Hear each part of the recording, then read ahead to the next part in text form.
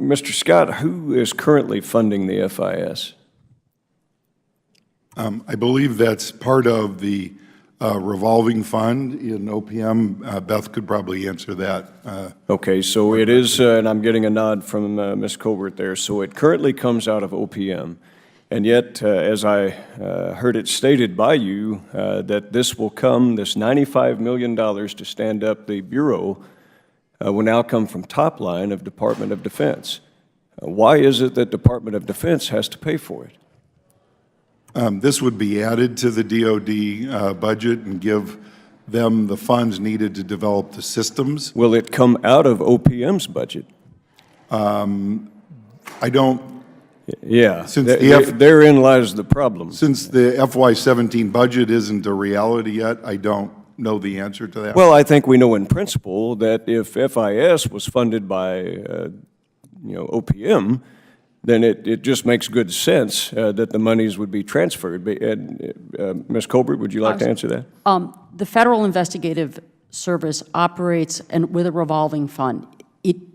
The agencies that use those services pay fees for those services. That is the core of FIS's funding, is through the fees that agencies that require background investigations pay for those services. So the funds come from agencies through interagency agreement into OPM. It's a revolving fund, not appropriated funds. Okay.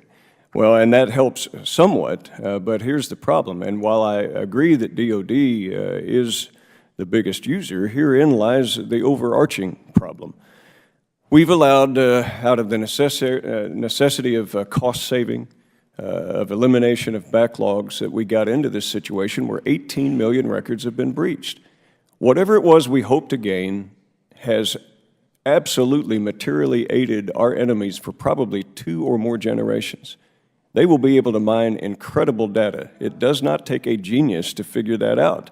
And so now, as we're getting ready to set up potentially another house, we want to make sure it's not a house of cards. I have real concerns that this money is coming out of Department of Defense specifically, and here's why. For $95 million, you could have 60,600 soldiers being paid. And we're talking about additional cuts. And so now, because we've had a breach, and now we're going to try to make a bureau, we're going to cut 30,000 soldiers from the Army and further diminish the Marine Corps. I mean, this is the problem. We are weakening our country. We are weakening the Department of Defense. We are weakening whoever might have a security clearance. I don't think that the solution is take it out of top line of Department of Defense, and I will take real issue with that. I also sit on the House Armed Services Committee, and with my background, I am given a little bit of respect and wide berth on those issues.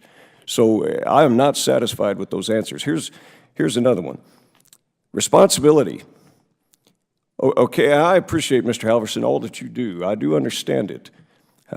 And you were careful to accurately describe the authority pieces. You said that DOD would be technically in charge, that DOD will be allowed to be a part of this.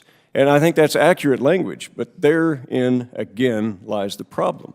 When you are in conflict with your recommendations, will you have the final authority to push that through for national security? Sir, I believe that I will. Believe? Yes, sir, and I'll stress again. But the wiring diagram could conflict with that, does it not? Because now Department of Defense is going to have to go through, the Bureau, who goes through OPM, and then we'll talk about it on the PAC. You may not have that authority. Is that correct?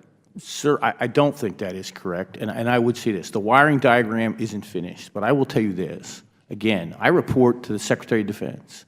Secretary of Defense has made it very clear to me.